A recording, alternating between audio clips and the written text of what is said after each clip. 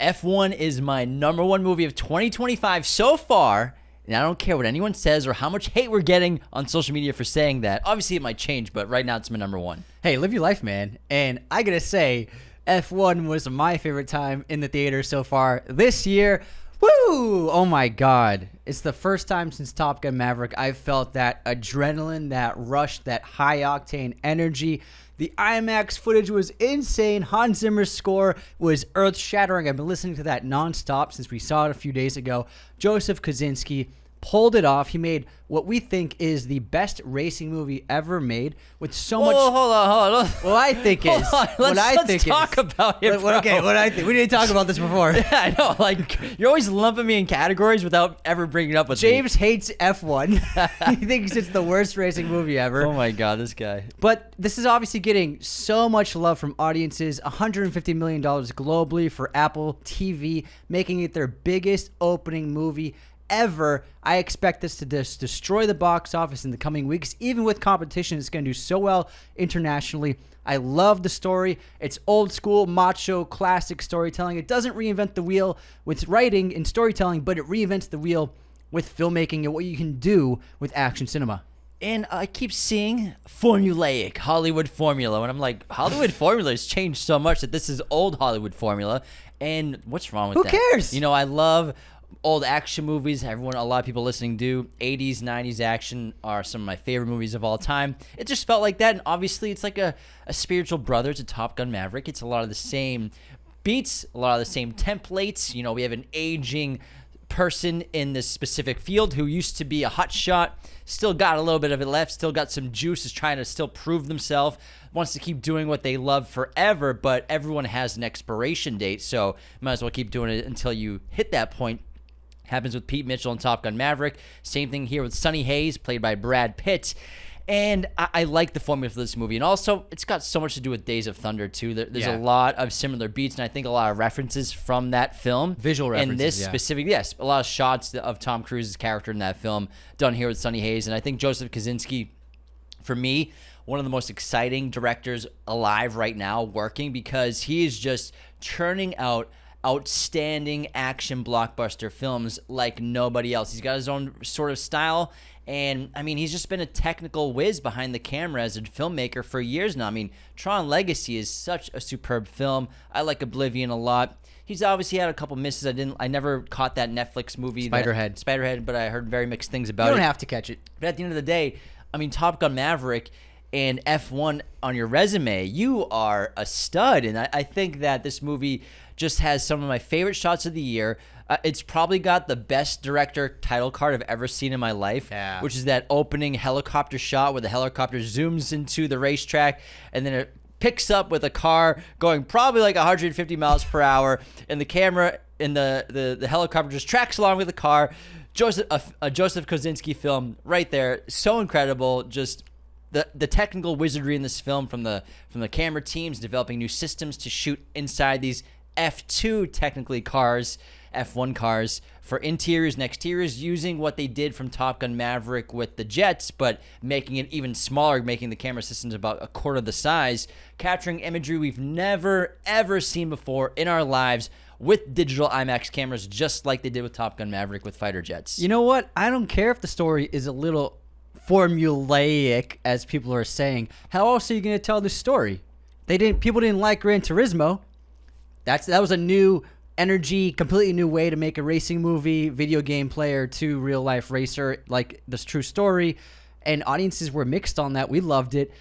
I mean, what do you want? It's Formula What do you One, want? so be formulaic, please. I loved it. I love classic Hollywood, and we love these classic action movies, and I really like the characters. I think Sonny Hayes was great. I thought Joshua Pierce was fantastic. Brad Pitt and Damson Idris worked so well off each other. And Damson is going to have a huge career going forward. So much chemistry. Really good actor, too. They brought it against each other. They had a great rivalry, great conflict against one another on the backdrop of so much real racing. And what really blew me away, seeing this in IMAX, and I'm going to see it again, and I want to see it at the Universal City Walk, the biggest IMAX screen in LA. You got to do it ASAP, because Superman's going to take all those IMAX screens. I was so floored about how much was real, because you can tell when it's real or not. And there have been racing movies in the past. I love Rush. I love Ford vs Ferrari. I love Gran Turismo. Gran Turismo had a lot of practicality. All those films have a lot of practical filmmaking, but there is a lot of CGI in those movies. A lot of like the money shots. There is heavy visual effects in those films. This movie has visual effects, but so much of it is real, and it's because they were actually shooting with real race car drivers during the Formula One season. It's pretty amazing how they pulled this off, and this movie has a huge price tag because of two things. What they were doing was they were filming on real racetracks during the real season, following the actual drivers and their teams around the world for every racing circuit. And what happened was Formula One gave them permission to basically line up with the drivers at the start of every race, and then they would let, not Brad Pitt and Damson Idris, but the stunt drivers for this team, for Apex, to actually, they would start in last place at the start of all these real races, like real races, real crowds. So their Apex cars would start in last place, and the real race would start. So they would actually film sequences and scenes in the actual starting line of these races. And what happened is they would test these scenes out, and they would choreograph them, and they practice them over and over and over again in rehearsals. And then when they were on the real stage, they would get 8 minutes to shoot this scene. They would get 6 minutes to shoot this scene. And we're talking like Javier Bardem and Brad Pitt talking right before the race starts. That was a real race. Like, those real cars, real racers setting up for a race about to begin. So then when the races would begin, the Apex cars would be in last place, and they would basically follow for at least the first lap, and then they'd turn off. Like halfway through the real lap, the stunt drivers for the film would turn off track, but they would stay in last place for the first 30 seconds or so of the real races, and they followed the actual teams around the world during this actual season of Formula One. Incredible. Brad Pitt's first day of filming was the Silverstone race. They had 20 minutes to capture whatever footage they could before the race started. Like they said, walking around, doing your scenes. 20 minutes, Insane. And the race starts. Check out this amazing F1 poster over my right shoulder. This was provided by movieposters.com. Use our code Raiders10 today at checkout to get 10% off your order at movieposters.com. Of course, we have stunt drivers, but whenever you see Brad Pitt or Damson Idris inside the cars driving, they are really driving. They're really in those cars. They did 5 months of training to prep for this. And at times, you could argue it could be, and also we'll talk about the car differences. They're not exactly using F1 cars. They're using modified F2 cars. They go a little slower, not as much horsepower. But that makes it a little safer for the actors because, again, same thing with Top Gun Maverick. We have our actors who are in fighter jets. Obviously, they're not flying, they're in the back seats, but they are operating the cameras as well as acting, running dialogue, hoping not to pass out, and taking multiple Gs. Whereas we're now in F1 cars, Damson and Brad, they are driving, they're acting, they're not running the cameras. The cameras are actually remote operated this time because they're close versus you're in a fighter jet, who knows how many miles away. And so there's an entire new camera system set up with remote operators, and there are multiple cameras, interior and exterior, in all the F2 cars that they fitted. 16 cameras. Insane. Yeah. And so by the end of the day, while they're driving, they got cameras all over the place. So your field of vision is not great, and you're pushing 150 miles per hour plus, driving, acting, and remembering your training, trying to do your lines, trying to be in the moment. It's just two incredible performances from both of them. And I wouldn't be surprised if Damson had a meteoric rise after this movie. I mean, we saw a similar thing happen to Glenn Powell, who has a great role in Top Gun Maverick. Even Miles Teller was obviously a very well-respected actor, so many great movies, but he soared even more after that film.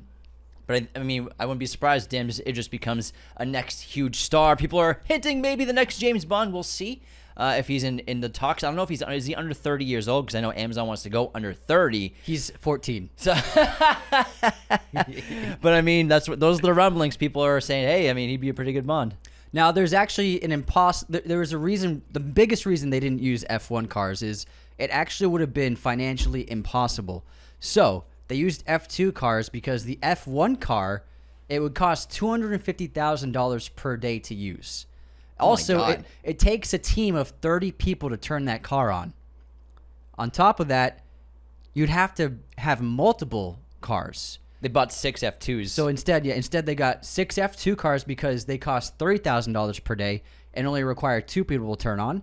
And so they ended up buying 6 of those cars, retrofitting them for their filmmaking process. And obviously, I mean, I can't tell a difference. I know car heads can tell a difference, but for general audiences, it looks good enough for us. It looked fantastic, and it would have been impossible. I mean, imagine $250,000 per day per car. It's impossible. I mean, I know Apple has a lot of money, but that's not financially responsible to shoot with the real F1 cars. Yeah, I totally agree. And I had no idea. I would not have known. We keep getting asked, do you need to know anything about F1 to enjoy this movie? All you need to know is cars go fast. I don't know anything about fighter jets. Doesn't make me not enjoy Top Gun Maverick.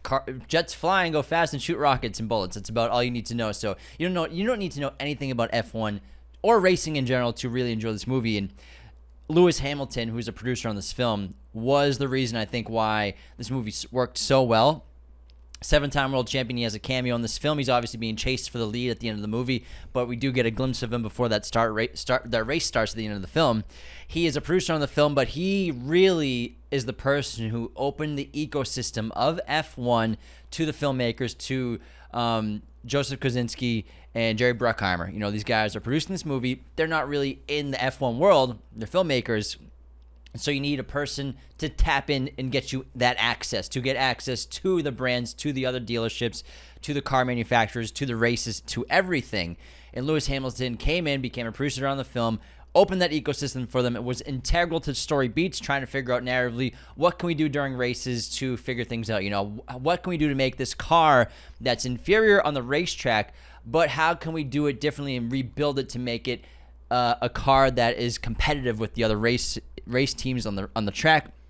He also influenced so many details, like specific gears to be in at specific turns when you're on camera, specific sounds that you hear in the car at specific turns or when you're specifically driving. And he loves movies as much as racing, as he said, and he's now going to start launching a filmmaking career as a producer. He's got a couple things in development right now and hopes to direct as well. So Lewis Hamilton is one of the keys to this movie working and why it's so good. He was also the reason why the film opens with Sonny Hayes' introduction the way it does. So this film, I think, is a great opening. It opens with Sonny Hayes waking up in his van, and he's resting in a 24-hour race at Daytona. He is an endurance racer. They do the 24-hour races, and it's different from Formula One, obviously. And he succeeds in this so well that he gets the call up from his old friend Ruben to join his Formula One team. Now, Lewis Hamilton came up with the idea to make Sonny Hayes a endurance racer to open the movie because apparently, again, I learned all this today about Formula One. Apparently, a lot of racers do that. They'll go to endurance racing, build up their skills, and then go back to Formula One and find a lot of success because of the skills they acquired in those huge endurance races. And so Hamilton felt like it would make sense for an old-aged veteran out of Formula One for 30 years, it would make sense for him to be an endurance racer, and to succeed at that, he helps Porsche win that race, and then to be drafted back into Formula One thanks to Ruben. And that was what's so crazy about this film.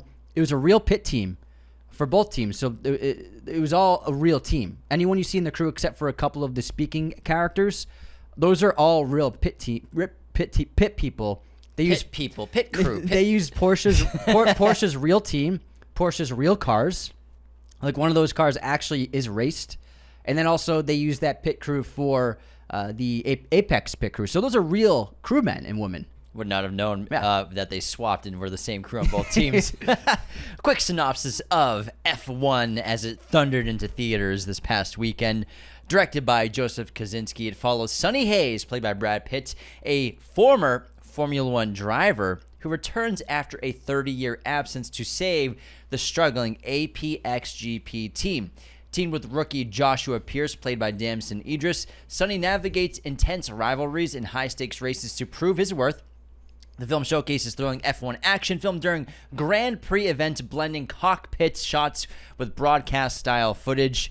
Tension rises, though, as Sonny and Joshua clash. We have a young hotshot with Joshua, not unlike Sonny when he was young, and an older Sonny who's a lot more mature now, but still a bit of a hotshot and a wild card. Bit of a cowboy, too. Wild card! But their teamwork leads to a climactic victory that secures the team's future. I found this movie exhilarating, one of my favorite sports dramas of the century, because the genre is kind of dead in a lot of ways. The sports drama isn't really exciting anymore. No one's really doing it outside of sports racing. Gonna stop you there. What about challengers? Okay, What about Challengers. the Iron Claw? It's not dead, man. Okay, you're it's right. Not dead. It's back, baby. Sometimes you say things are dead and they're not dead. James was like, vampire movies are dead. I didn't say they're dead. You said they were dead. I said they were dying. Dying. Yeah, I didn't say they were dead. Sports movies are not dead. You're There's right, just you're less- right. But they're on fire right now. Sports movies are making a lot of How do money. you call them on fire? Challengers, Iron Claw, this. No, that's 3 in 3 years. I'm saying like they're just like when they come out, fire. Sure. That's why I'm curious about him. It looks quite good. But Quite. It does look quite good. Sorry. Sometimes this movie takes place. There's a lot of British people in this movie. I'm trying to connect with our UK audience, Anthony.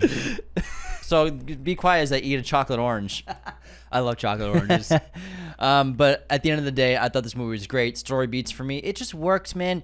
And I think Brad at this point of his career, he is kind of just playing himself. He's just so cool. His style in this movie, despite being, kind of broke half the time, off the charts. Insane. His stylist, I'm sure maybe his stylist is involved with the wardrobe or something because it's similar to how he dresses on the carpet. But man, Brad's just so goddamn cool. He's such a big star as the lead. Is this gonna be probably his biggest movie ever, box office wise? I know Once Upon a Time made over World War Z. World War Z. That's oh yeah, 750. 750. 7-ish. So it's tough to beat. Because it's when you look at Brad's career, you don't think of him as like a box office juggernaut like someone like Leonardo DiCaprio or Definitely Tom not. Cruise. But towards the end of his career, second half of his career is definitely a different story. World War Z is massive. I know Once Upon a Time, I think that was Tarantino's biggest box office ever, like 450, something ridiculous like that. And then now, if he's going to have this could beat World War Z and be his biggest movie of all time at 61 years old. He's still kicking, man. Still- Age is just a number, just as we learned from Sonny Hayes. I really like his character. I like the introduction. I think he's effortlessly cool. He's someone you root for, as well as Pierce. They're both characters that I found myself kind of torn between them. You can't really pick a favorite, and they both have great introductions. We already talked about Sonny Hayes' introduction in endurance racing, and then Joshua Pierce has a great introduction behind the wheel for Apex. That amazing bring title credit sequences back, guys. I know. Bring the title credits back. It works so well in this movie. We got a whole lot of love from Led Zeppelin to open the movie for Sonny Hayes' race. Then we got a great track to open the Apex introduction with Joshua Pierce. I loved it. He's someone who's extremely talented, but he's new. This is his first season, and they haven't even gotten a point yet. And from what I've heard about Formula One, that's not a good thing. 2 years, no points. So They haven't dunked it yet. they haven't No posterized it. three-pointers yet. So he's someone who has a lot of potential, but a lot to learn. And I think that they're amazing. You know who I fucking loved in this movie? I thought Javier was so good in this movie as Ruben. Whew, he's on fire, man. Finally, this is his first movie, I think, since Vicky Cristina to really show off his incredible charisma and charm. Because he's so charismatic and charming. You don't think he's charming as Anton Sugar? I was so cool. I was charmed. So cool before he shoots your face off. But he showed that in Vicky Cristina Barcelona. He's so cool in that movie. And then he brought it back with this. He's got an amazing chemistry with Brad Pitt. They felt like longtime friends. And I really like their rapport. I really like their history. They have so much fun, but then when things go bad, it sours in really believable ways. And in a way, Javier is kind of like the glue of the whole movie, keeping everything together, trying to keep the team afloat. And you know what? You really felt the stakes for everyone. That's what's so important to this movie working is everybody has their goal and stakes for that. So if Ruben loses, he's out. The team he once owned, he's going to get bought out. He's going to get pushed out. He'll never be able to really own a team or be in charge in Formula One again. If Sonny doesn't succeed in Formula One, he'll have never been able to prove himself as a driver and as a racer, which we can talk about what the main theme of the film is. It's not about the money. What's it about? We can talk about that a little bit. But for me, I found Sonny Hayes, he needed to show that he could do it for himself more than anyone else. And then for Joshua Pierce, if he doesn't succeed, he might not make another team. If Apex goes bankrupt, he's the new driver on this team that never got a point. Who would want to take him? There's in all the spots that were available, they've been taken up by other drivers. And then Kate, played by Carrie Condon, fantastic performance. if she doesn't prove herself as the first female tech, she might never be able to work again, and that might stop and put a ceiling up for any other female techs who want to get into the industry. Obstacles after obstacles after obstacles all over this movie for every single character. And that's why the redemption arcs for everyone are so powerful, especially Sonny. But everyone overcoming obstacles, sticking to their guns, and doing what they do best only happens, and they only succeed because they all work together, especially Joshua, Sonny, and Kate. And yes, staying on Sonny for a bit, it takes... this character's old, and he says he's mature.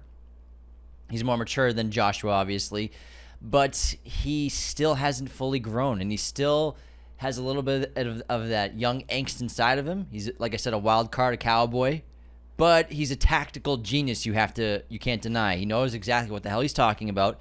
He knows how to play dirty. He knows how to find weaknesses in superior competition, and I think what's so great about the character is there's so much emotional depth there, where we're sprinkled with backstory of his horrific crash, where he was just like Joshua when he was young, if not more of a hotshot, more confident, more arrogant, thought he was the king of the world. He was quick, and he was the best, and he was going to be the best in the world, but it was taken away from him because of that horrible crash he had. And obviously it's reflected with the exact same kind of crash that Joshua has. Joshua has the same crash on a wide right turn, who does the wrong thing, doesn't wait for the straightaway, but tries to take over on the wide on the right turn. They both hit the wall. Well, Joshua flies in the air like a bird, which is insane. But I think going back to his crash adds so much emotional depth, but also seeing as he's on this new team, he's got a second shot. As the races are going, and after Joshua gets injured, and even a little before then, he starts to take racing even more seriously than he ever did. Before, he could ride on talent, it seemed like. He could ride on talent and the fire underneath his ass. But now, as he's older, he's going to look at the technical aspects and really study, do the work, become a leader for the first time in his life rather than being a lone wolf, which is what Kate tries to reiterate to him. F1's always been a team sport. That's probably why you never succeeded at it. It involves a huge team of both the drivers, your entire pit crew, your tech crew.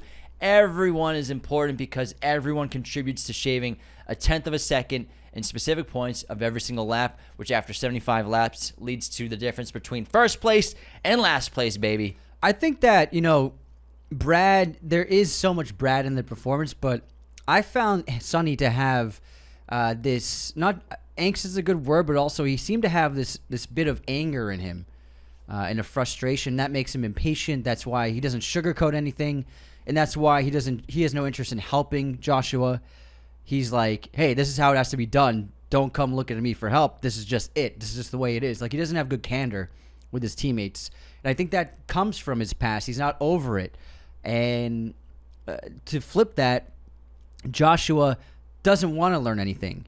He thinks he's already good enough. And nobody's ever good enough. You're always learning in any kind of craft or sport or whatever. And so through his injury and his transformation, but also seeing how Sonny unites the team, and then the running workouts are a great symbol of that, where Sonny, he's the first one there. And I like that scene where Joshua asks the pit boss, like, what time do you get in? He was like, before me and before you. He says when he walks off screen. And then eventually by the Shit, I'm going to go get a cappuccino. yeah. By the second act, a lot of the crew are running with Sonny every morning. And then Joshua, I think, understands that he needs to be not just the star, he needs to be the team leader. He didn't realize that until he saw Sonny acting like the leader and bringing everybody together through his work ethic, through his leadership, by doing, leading by doing.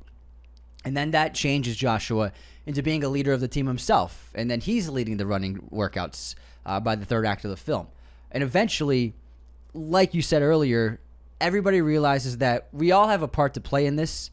And if we all improve and work together, we can make the times that we want to win. And Joshua, played by Damson, is a really likable character and really relatable. I think we all can connect to somebody who, has a lot of obstacles ahead of them, that has a lot of passion, And yeah, at times he's kind of like this hotshot young kid. He's rich, he's wealthy, he's got his social media stuff, he's got his manager who's always trying to push him to things he doesn't want to do. He's getting lost in escapism online at times and not putting preparation first and not putting discipline and focus first to be as good of a driver as he is, because Javier's right. I mean, Ruben's right. He's got potential and he's got tremendous talent, but does he have the right drive, pun intended, and the right focus to get there? Or is he just excited to be there? He's just living off, oh, I'm the man now. I'm the lead driver on this team. Even though we're in last place, he celebrates when they get 10th place finish. So he's like, what are you celebrating for? We're in 10th place. It's like Moneyball. Yeah, exactly. It is very much like Moneyball. But also this character who, has a ton of ambition, a ton of passion, battling with anything that anyone who's young and successful would battle with, going out with girls or going to the club or staying up late, drinking, partying, whatever it is, fashion, fast cars, money, doing that whole thing, social media clicks, brand deals, or focus on your craft. But I think one of my favorite parts, if not my favorite part about Joshua's character, is his relationship with his mother, which really grounds him and makes him relatable, because despite all that, at the end of the day, he's a good son, he has a good mother, and family is important to him. And family is connected to a team. It's a group of people working together to do something bigger than themselves alone. And I think that his mother is a great breath of fresh air in this film. And I think it's one of the sweetest parts of the movie. There are a couple of great relationships in this movie. I think, Kate and Sonny, their relationship as it builds is a lot of fun to watch. They're back and forth, and how they both put up walls against each other in a lot of ways. But I love the relationship between Joshua and his mother is such a sweetheart, and that's one of the best parts, that he has a good heart at the end of the day. And despite feeling like Sonny's taking his spot after his injury, it takes him a while to understand and be bigger than himself to see that Sonny is doing things the right way, especially with the training. I love Rocky IV references, where we have the most sophisticated tech training you could possibly do. We have our hand-eye coordination buttons that you press and all this and all that in this air-conditioned training facility. And what's Sonny doing? He's just running laps around the track. He's playing with tennis balls. And at the end of the day, it's always like a great way to say, like, yeah, all this stuff is really nice to have, but doesn't make you a better driver or a better athlete. At the end of the day, I think Sonny's methods rub off on everyone. It makes everyone a better team. Speaking of driving, man, oh my God, the shots in this movie and strapping 16 cameras to these vehicles was so impressive. I really loved they kept doing these really great pans and tilts with the camera strapped to the vehicles, and they actually developed new camera rigs with sensors that could do this. So you have a shot that's like strapped to the car, and it's like maybe it's on like the side of it. I don't know what parts of these vehicles are called, but like to the side of the driver, it's like a shot of Brad, but then the camera pans to the driver opposite him. It's like a whip pan. It's amazing, and they developed new camera rigs with Sony. I believe it was Sony camera systems. These brand new camera rigs, unbelievable stuff. What's really cool though is they did use some iPhones in this movie. Interesting. Not exactly actual iPhones, but they worked with Apple. I mean, it is made by Apple, so they're like giving them their stuff. And they developed a new camera system that used the iPhone camera sensor. So they used that camera sensor in iPhones and created a camera rig out of it for the cameras that are in front of and right behind the actors, so that they could keep those rigs really small. And not in the way of the field of vision for the actors, as well as keeping it hidden from shots. And I mean, the driving footage is amazing. I've never seen anything like that. No other racing movie has ever done what they've done with this film. It's just unbelievable. You see, some of my favorite shots were like we're strapped to the vehicle, and it's surrounded by other F1 vehicles, and they're just cruising along, and I'm like, oh my God, this is real. This is fucking insane. It's unbelievable, and great editing. It looks so good, cut together. And they actually did turn a lot of Formula One cars into the Apex car. And what they would do is they would digitally change the skin of a Formula One car in a race to the Apex skin. So they did actually use footage from real F1 cars for the Apex team. And it was just all blended together in editing. I didn't notice, but I'm sure some F1 fans would notice. Yeah, I'm sure they did now. Before we continue, though, let's take a quick break, head to our intermission. We'll get back and talk about more F1, and I want to get on Hans Zimmer ASAP. Oh, yeah. Woo, what a score this guy made. But first, of course, subscribe on YouTube if you're watching there, as well as follow us on Instagram, TikTok, Twitter. Leave those 5-star ratings and reviews on Spotify and Apple. These are incredible ways to support our show, Raiders of the Lost podcast. Engagement is key for us, especially on social media. That's how we're able to do our Superman interviews, which are upcoming very soon, as well as any other cool things we've done. It's all because of social media. So engage with our content. Share our videos. Share our posts. Follow us everywhere. Subscribe on YouTube. Leave comments and likes on everything. Also, a great way to support our show, besides all that, is to subscribe to Patreon. Yeah. Patreon.com/Raiders of the Lost podcast. It's a great way to support us because you get 5 different tiers of membership which come with different perks, like access to our Discord, access to weekly bonus episodes of the show, and access to the ad-free version of every single episode so you can listen and watch without any commercial breaks. Patreon.com/Raiders of the Lost podcast. I'm going to read a written review out in just a minute because Spotify and Apple ratings are key to our success and growth. I love to immortalize people on the show forever.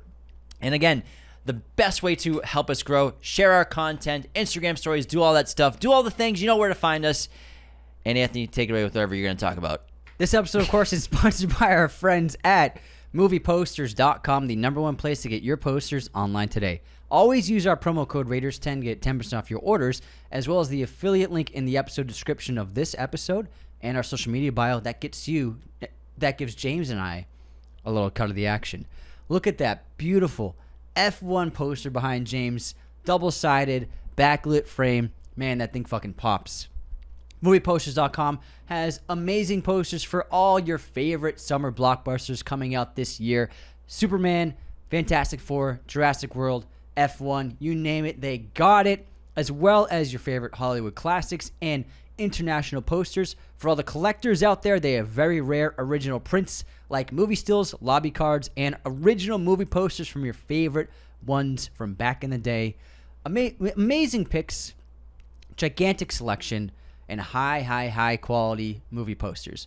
Always go to movieposters.com for your poster needs. And don't forget to use our promo code Raiders10 for 10% off and the affiliate link. All right, let's get into our intermission. Are you ready for the movie quote competition, Anthony? Ready.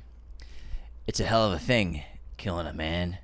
You take away everything he ever had and ever would have.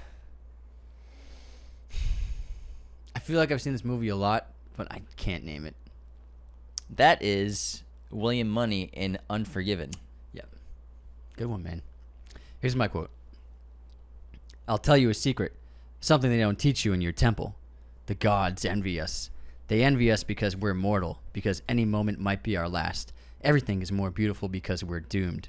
You will never be lovelier than you are now. We will never be here again. Man, I have the same feeling. This is a great quote. What movie is it?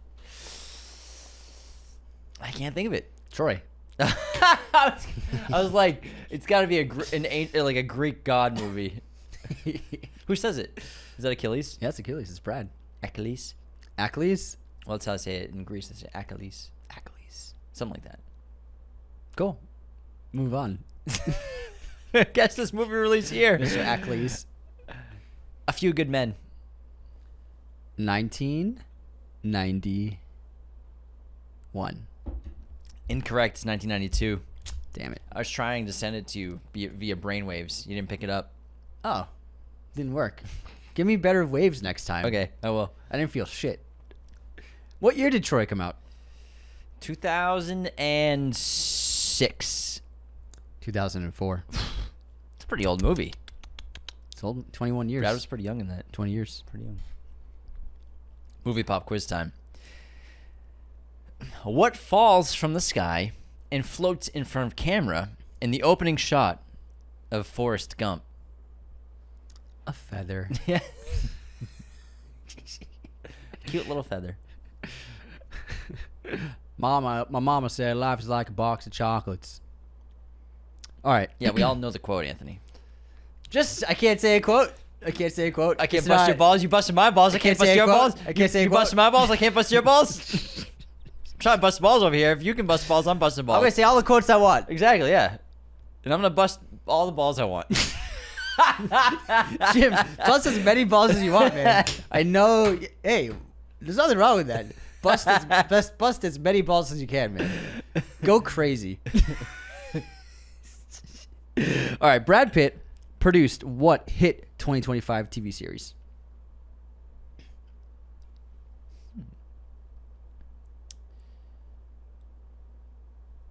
It's not. I remember seeing this like a couple weeks ago. What the fuck is it? I can't remember. I don't know. Adolescence. Damn it! That's what it was. Plan B, huh? Plan B. Plan B. Want to hear something crazy about Troy? Not really. Sure. So, this is amazing. So, it's gonna blow your mind. Let's be serious. spit it out, man. I'm taking an emotional beat for drama. Christopher Nolan originally wanted to make Troy after Insomnia. He had done Memento. He had done Insomnia for Warner Brothers. And he was next developing Troy, which makes him making The Odyssey a full circle thing. It's clearly something he's been wanting to do for a long time. Now, what happened was Wolfgang Peterson, who was the director of Troy, he, ironically, was working on a Batman movie, which is crazy. So Nolan was working on a Troy movie, and Peterson was working on a Batman, I think kind of like a Justice League movie, if I remember correctly. Yeah, he's doing. Yeah. We talked about it a couple weeks ago. Which is unbelievable. And then, for whatever reason, I'm not sure why, but they kind of swapped, and Warner Brothers wanted them to swap. I'm not sure with the details. Can't really give you much more than that, but that was originally supposed to happen. So instead of Batman Begins, Christopher Nolan's next film after Insomnia was originally set to be Troy, and Wolfgang Peterson was set to make a Batman Justice League movie. That's really exciting. That means that this has been in Nolan's mind to get out as a film for decades now, which means we're just going to get such an incredible movie. And I don't know if you saw, but The Odyssey's trailer, the teaser, is playing in theaters right now only in select cinemas, which is the way Nolan always does his movies. He doesn't release trailers online until later on. And He puts a newspaper ad, that's it. careful online. People are leaking it. Oh my People God. are already leaking it. So when you're scrolling Twitter, TikTok, Instagram, careful you don't see the Odyssey imagery without seeing it in theaters first. I'm going to see Jurassic World just to see that That's trailer. what I'm doing, man. I'm like, one ticket to the Odyssey teaser trailer, please. Yeah, Jurassic World. Yeah, that's cool. I'll watch that. yeah, But sure. now I'm really excited to go to the cinema today. Absolutely, man. I Oh cannot my wait. God. Holy shit. Now, Did you like that fact about Troy? I thought that was really. I had no idea. Thanks. Thanks for sharing that with us. You're welcome. That was really cool. It was David S. Goyer. Yeah. Got that quote from. Do you have any unsubscribes? Yes, we do. Let me pull them up. First up. 1 second. Okay, I got him. Alexander. Technically, Force Awakens was released in the summer for the Southern Hemisphere. So we were right. Oh, about yeah, it we being were a right. summer That was a movie. summer release. Thanks. And so your whole list only applies to the Northern Hemisphere, so you should really clarify in your episode. Unsubscribe. That's pretty funny. All right, Wolf. Y'all keep saying Fantastic Four is coming out in August, but it comes out July 25th. I saw it. Unsubscribed. I don't know where we got that idea. I don't know either. where that came from. Sometimes you just like hold on to something and it's just stuck in your head. You know what I mean? Britain. This is the maddest I've ever been. I haven't seen one of the most popular shows in recent years, despite all my friends and family watching it. And what do these massholes do? They tell me Kate Blanchett is in it now. I'll have to unsubscribe forever. JK, nothing can make me hate you guys or unsubscribe. I told you spoiled it for people, man. Did you see the lack of empathy, Anthony, on camera when he said, "Fuck it, I'm spoiling it now"? Did I say fuck it? Yeah. Well, you didn't say fuck it, but you said like you were like screw It's all over the internet. If you search Squid Game, it's It pictures of just Kate came Blanchett. out. It just came out. I'm sorry, guys. The I'm ironic, sorry too. the ironic thing is I didn't even watch it. Yeah. So I feel bad because Anthony didn't care about spoiling. Versus if I accidentally spoil things, I feel really bad, guys. But Anthony's a serial killer, sociopath probably. No. Why am I a sociopath? Because you don't care I do care. about spoiling. You don't care about spoiling. Yes, I do. You always blow back on it. I've accidentally spoiled the ending or 2 shows for people this year who were watching it, and I felt terrible. I felt so in person, like friends. I felt so bad. What show? I spoiled The Last of Us, Joel's. You know what? For somebody, I saw it happen. Yeah, I saw it happen. I felt terrible. You were so excited. You were exciting the plot of season 2. And No, then I wasn't, because I know that his girlfriend played the game, Yeah, so yeah. I was assuming he knew. That's what it was. And then, I saw it felt really happen bad. in real time. Yeah, Anthony saw it in slow mo. Yeah. It was pretty And funny. then It was Joel. pretty funny. All right, Brian Salvador, our pal from Greece. Brian. Quote, someone almost died. I said that on our trip. Sorry, guys, but on behalf of our Australian friend whose life you put in danger, I must unsubscribe because we all know he's too kind to do so. Don't sue us. Oh, they signed waivers. Arabella Mason. Dead Men Tell No Lies? I don't know what y'all were watching, but I was watching Dead Men Tell No Tales. The boys were over here watching the pirated version. Oh, That's good. That's a good joke, Arabella. Unsubscribe. That was good. That was really good. Darian Wallace, unsubscribing for not knowing that this will be the second Bratz movie. The first one came out in 2007. This was not very Brat of you guys. Guaranteed Charlie XCS has a song on it. The Big Boy. I was itching for some more movie news after I finished the last episode about the biggest summer blockbusters while getting ready for work. Was bummed that there was no new upload on Sunday, but hit a quick refresh and boom, there's a new upload. I meant Monday. Now I can listen on my drive to work and don't have to unsubscribe. Oh, thanks, pal. Kyriakos. I almost died as Anthony's tennis double in Greece. Unsubscribe. There he is. So many great films to catch up on and to look forward to. Bring on The Odyssey. Amazing movie news episode as always. Great to see it back. Thanks, pal. We love you. D. Pietz. Changing your format. Movie news on Mondays. Unacceptable. Unsubscribed. Wait until you see movie news on Thursday as well. Ooh. 2 in 1 week. Oh, guys, get ready. If you like movie news, there's more coming. That's it for this week's Unsubscribes. Thanks, everybody. Super funny. We have a great 5-star written review from Flicks with Craig. Great dudes, beautiful reviews, 5 stars. I've kept up with the fellas since the beginning. Yes, I'm one of those people. And because of their very down-to-earth reviews, more love for film has widened tremendously. I've always been a movie fan, but never really paid close attention to all the details of them. I can also just sit down and enjoy movies because of the way they just share a love for film, whether the movie is bad or they do a very good, great detailed 90-minute episode on the incredible film Sinners. We did do a 90-minute review on Sinners, thank you. The week after it came out. They interact with their fans and just have a great time. We'll forever listen. Thanks for making my traffic-filled drives much better. And for that, I shall stay subscribed. Woo! Man, forever pal. listen. Thanks. That's the first time someone said they will listen to us forever. I appreciate that. Oh, man. That's really nice. That's very special. That's commitment. Thanks, pal. We appreciate it so much. My streaming recommendation for this episode is going to be Lord of the Rings. The entire trilogy is on Prime Video right now. If you got that. Oh, interesting. I recommend The Outrun on Netflix, which is a 2024 film starring Saoirse Ronan as a young alcoholic woman based on the memoir of the woman. Really, really good movie about addiction. Let's get back into F1 and talk about the incredible music. First of all, the soundtrack, so many stars. We have Doja Cat, Ed Sheeran, Tate McRae has a couple songs on here, Burna Boy, Chris Stapleton, Madison Beer. It's crazy how many big names they got on this film. 17, Huge names. 17 soundtrack songs. I know all of those people. You don't even know Tate McRae's, don't lie. Now I do. And then Hans has a 15-track set list. Hans! So the album, it's the first time I've seen it done on Spotify where they're together is a 2-disc digital album. I gotta say, I'm not happy about that. Why? Because I just want the Hans album. I'm sure there'll be a separate Hans one. But disc 2 is all Hans, baby. And man, he did not disappoint. I love the energy he brought to this movie. The digital synths, whatever he's doing is so fun. So much energy, so much vibrance. It's so loud and fast-paced. Great guitar riffs, which have been in my head for days now. And also, I've just been listening to the music all together.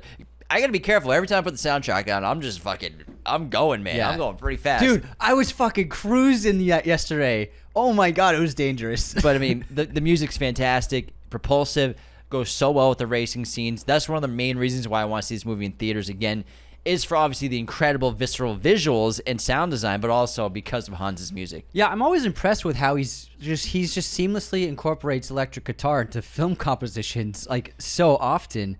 No matter what the genre is, it could be a sci-fi space epic 20,000 years in the future, or it can be this movie, and it's an incredible use of synths, electronic design, and a lot of great instruments, a lot of great drumming in this film.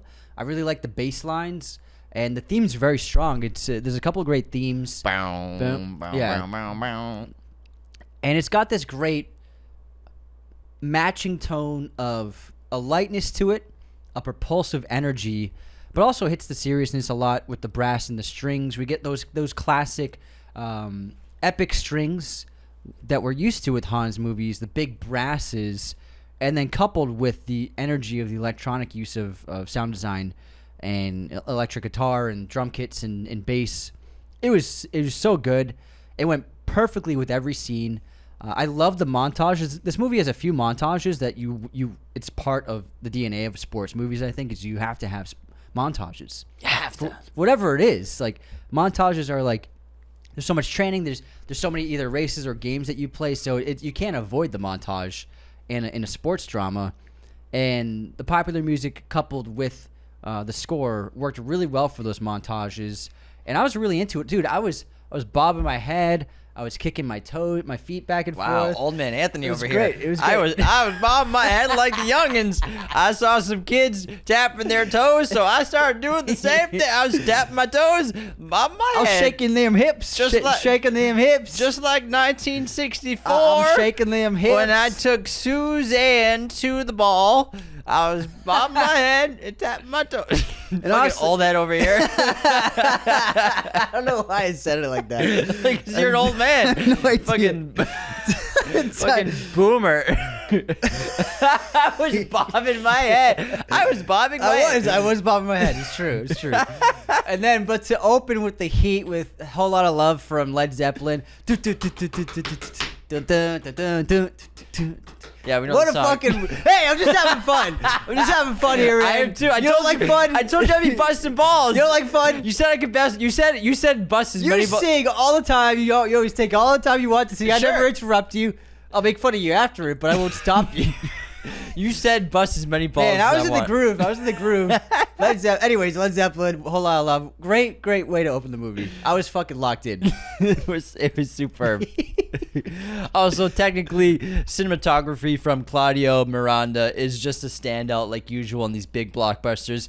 You know, we're talking about innovative technology here with camera departments, as well as just really visceral filmmaking.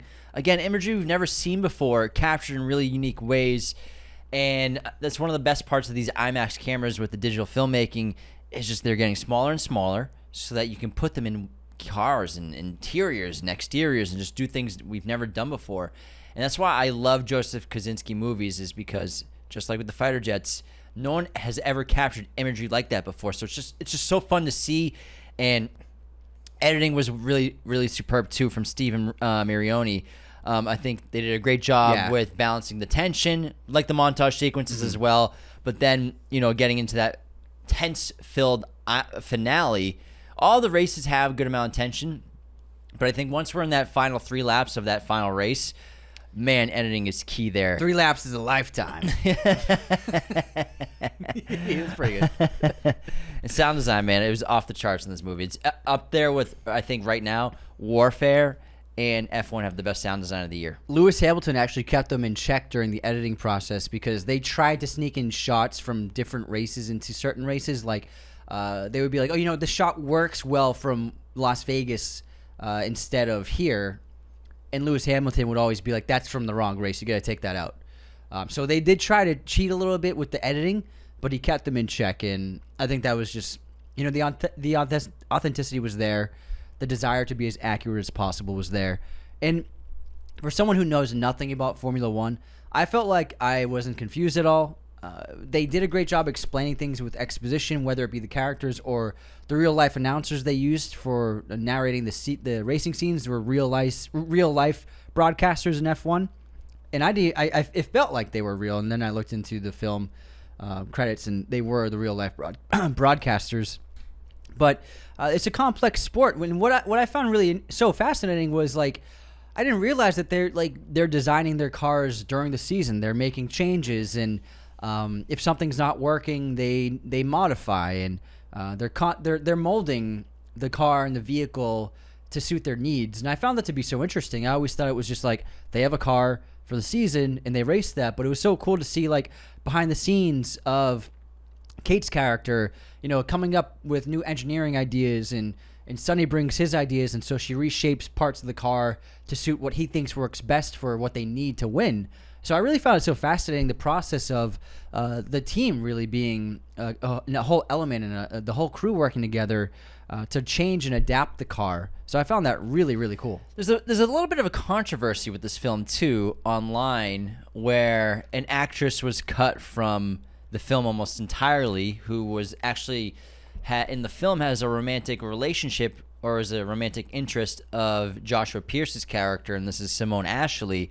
Now, she does have a role in the film as like a background actress, but basically her entire role was cut from the film. Controversy online. This happens in movies. It's not the first time this been brought up as a controversy with a movie, but that's just the business. They needed to shorten the film. The storyline was not working. In addition to just the length was too long of the movie. It is a pretty long movie. I think it's 156 minutes. 235, yeah. So it's pretty long. And they have, you have to cut it down. That's probably cut them 20 minutes out of the film or something like that. It's already, yeah. I mean, that probably made it at 245, maybe even 250. It's not. I don't think it's controversial. No, it's just controversial these days. No. I'm just saying, social media. It's not controversial. It's just like I think people are making it controversial, but people get cut from films all the time. It's just the way it is. Adrian Brody was cut from an entire movie that he was supposed to be the lead actor of. Yeah. So I mean, it happens. That's probably the worst cut from a movie of all time, and that's what happens. Definitely when you work with Terrence Malick. This is the Thin Red Line. He was supposed to be the lead of the movie. Didn't know that he was cut from the whole movie except for like a 10-second shot until he was sitting in the theater to see the film for the first time at its premiere. So that was cold. I know people get cut from movies, but Adrian Brody being cut from Thin Red Line is probably the worst example that's ever happened in the history of cinema. It is what it is. You gotta make tough decisions. Things happen. Things get left on the cutting room floor. I'm sure she's great in the movie. I'm sure she'll have a great career going forward. She's worked with. I'm sure she had scenes with Brad Pitt probably. I mean, I'm sure she's got a bright future. It's a bummer. Things happen. It's movie. It's Hollywood. People get cut from movies. It's Hollywood, baby. That's Hollywood. That's Hollywood, baby. You know what we're referencing. Sorry, this is the first thing. Yeah, it happens. I mean, I'm sorry, but that's just the business, and I'm sure Harrison Ford got cut from E.T. He was in E.T.? He was in E.T. Got cut. What was his role? He was like some older guy in the movie. Like he's some older guy in the movie. He's in the movie. He got cut. He was originally E.T. Yeah. He did all the puppeteering. It just wasn't working. People get cut from movies. All right, now this movie has a theme. The main theme of this movie. What is it all about? Why are we here? Aliens. This fucking guy. You said, why are we here? So and this is repeated multiple times throughout the course of the film, and even at the end. Why doesn't Sonny want to touch the trophy? Why doesn't he touch? He doesn't touch the trophy at Daytona. He doesn't touch the trophy at the end. He says it's bad luck. Also, it's not about the money. He doesn't care about how much money he makes. He doesn't need a new watch. He doesn't want the bonus. He's got what he needs. No, he wants the bonus. He wants the I'll take that bonus check. He wants the bonus, but he doesn't care about how they asked him to stay on the team. Oh, fucking Shane! Shea Wiggum's in this movie. Yeah. I was like, what? Shea Wiggum's in this movie? I'm so excited. I was like, I love him. Great little character actor. He's not little, but great little. He's 2 feet tall. Yeah, I saw him on a carpet once. I almost tripped over him. He's smaller than this table. This fucking guy. Sorry, Shea Wiggum. We love you. You're awesome. I doubt he listens. But he was basically begging Sonny Hayes come on, like race with us next year, stay on the team, keep the spot. But Sonny Hayes won, so he has no point of being there anymore. So here's what the theme is for. This is what I read the theme of. For Sonny Hayes, it's not about winning. It's not about. I mean, it's not about money. It's not about fame. It's not about legacy. I think at the end of the day, it's about proving that he's the best. Because we got that monologue from him when he's talking to Kate about. It's a great monologue from Brad when they're on the balcony. Like he showed a really great vulnerable side, and he's such a good actor. But he basically talked about, you mentioned earlier, how he was the new young hotshot on F1. He was racing with his heroes, but he was quick. He was going to be the next big thing, and it never happened. He never got to prove that he was the best. And this idea, this theme, is illustrated by Ruben when he's recruiting Sonny. He's like, Formula One is the only place in the world, the only circuit in the world where if you win, you prove yourself to be the best in the world. That's what allures Sonny. He won Daytona. He proved that he was the best at Daytona. So there's no point in racing there anymore. He didn't even care. He was ready to go to the Baja 1000, whatever it was, in Mexico to be the best there. And so at the end of the day, when they're asking what's it all about, it's not about the money. It's not about fame. It's about being the best. And Sonny saw this as an opportunity to prove that he was the best racer in the world. That's why he did it. That's why once he won, he was done. There's nothing else. He doesn't need to get his photo taken. He doesn't need to hoist the trophy up. He doesn't need any of that. He doesn't want to join the team after this. He doesn't want to keep racing Formula One. He's done. He won. He's the best. What's he do then? He goes to the Baja. Why?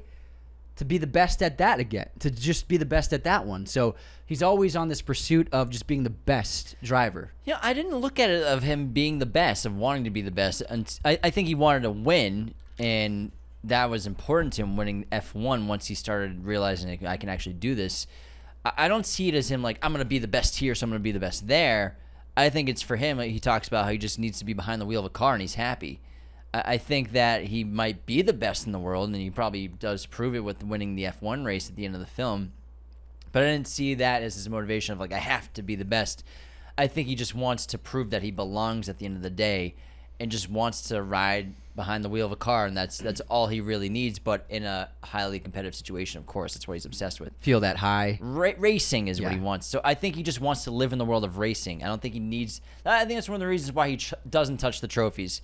I think because if he does touch the trophies, then he might think he's the best, and then maybe that's all he'll want to do is try to be the best in the world and constantly and lose his love for it. That's why, personally, I don't know if that's a superstition among racers not to touch the trophy, but I think that's why Sonny doesn't touch it, for me, is because he doesn't want to get stuck just doing it just to be the first place person, and just instead of just his because he's a wild card, he's a lone wolf. He rides in a fucking big van, drives around, and that's how he's happy. He's just driving and racing. Daytona, whatever. Whatever. Like, I just want to race. I think that's all he wants to do. Yeah. Great point, man. Yeah. And I love the ending where he's driving through the desert on that Baja vehicle, and it was so fun. The split screen and using multiple cams of Brad inside the vehicle driving and then following it with the helicopter. It was so fun. And again, a lot of people are saying this is just Top Gun Maverick again. Guess what? It's the same fucking director. Good. Obviously, his movies are going to be similar. Fine with me. Same director. Guys. Fine with me. So guess what? Directors generally make the same vibes for their movies. It's like being upset about The Dark Knight. Oh, Nolan made another Batman movie. Different word. Robert Eggers made another dark gothic horror film. Man, fucking another Eggers movie. Nosferatu, just like the Lighthouse and The Witch. Man, another one. It's the same director, same voice, same artist. Obviously, it's gonna have a similar feeling to it. It's fucking same guy. Jesus, no one's satisfied anymore. We can't just enjoy a movie. Something. We can't just enjoy. People are calling this a commercial, like an ad. Joseph Kosinski's been trying to make this his whole life. This is his dream project. There's I watched so before they started filming with the crews, they did a big briefing. Kosinski and Bruckheimer, Damson Idris, and Brad Pitt. They did a huge briefing conference with all the Formula One racers and their teams, basically saying, "Hey, we're gonna be there with you. We're gonna follow you around the season. We'll just let us know. We don't want to get in your way." And Kosinski told them, he's like, I've been trying to get. He said, I've been dreaming of making this movie since I was a kid. This is like I've always wanted to make a racing movie. He's been trying to get it done for years. It's just this is not a commercial. He clearly had passion. If it was a commercial, they wouldn't have put so much work into trying to make it as accurate as possible. They would have made it as in an easy way if it was just an ad. So I think that like, you know what, and I also dad movie vibes. What does that even mean? What does dad movie mean? It's like it's just a great action movie. It gets people to the theaters. It's great escapism. It's fun. It has a little romance. What's wrong with the little romance? It's Jesus, guys. It's not in every movie anymore, but when it is in a movie, everybody complains. Come on, come on, man. I like a little romance. You're not gonna sleep with Brad Pitt if he's giving you eyes like that. Come on. I like it all. You know what? I like to have fun. I like to enjoy myself. Not every movie has to be highbrow art. Sometimes, just like some fun, pure adrenaline, a little sex, some hot cars. That's it. Globetrotting. It's cool. It's amazing. Yeah. I loved F1. It was so much fun. It's not perfect. There's some flaws. I guess you could say maybe Ruben could have had a little more character development. Has a pretty decent kind of villain towards the end of the film. The guy, the shareholder who's trying to like Tobias muscle Ruben out. So got some good conflict there. But man, at the end of the day, characters overcoming obstacles. And I think they made the right decision, just like Pete Mitchell, Top Gun Maverick, saves the day at the end of the film. This movie, Joshua Pierce is racing head-to-head with Lewis Hamilton to take the victory. However, they both go off. And it's up to Sonny to win these last 3 laps to win the race. His first F1 win of all time.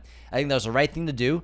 I was worried that it wouldn't happen. I thought that Joshua was going to win, which is fine. I don't think it's as good of an ending because Joshua's young, and like he says to Sonny, I'm going to win millions of races. I might as well let you have one. So he's going to win one race, one F1 race. That's it, and he's happy. And so I think that was a really important way to end the film. It was Sonny's last chance. Yeah. So I think it was right for him to win. Absolutely. And of course, freaking Joshua's going to go on to be an F1 star. Yeah. And win 100 races probably. Yeah. So Agreed. I think it was the right way to end the movie. 100%. Couldn't agree more. Bam. What a film.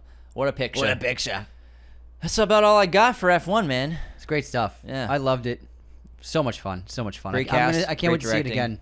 I'm going to IMAX, man.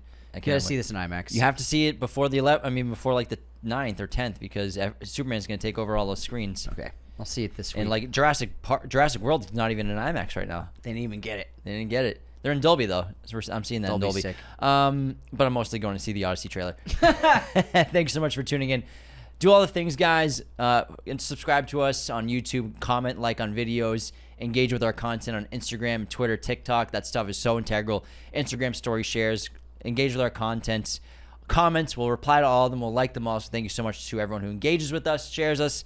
Become a patron today at patreon.com/Raiders of the Lost Podcast. And take care, everybody. See you next time. This episode of Raiders of the Lost Podcast was executive produced by our chosen one patrons. Thanks so much to Nicholas Martin and Jacob Kossler.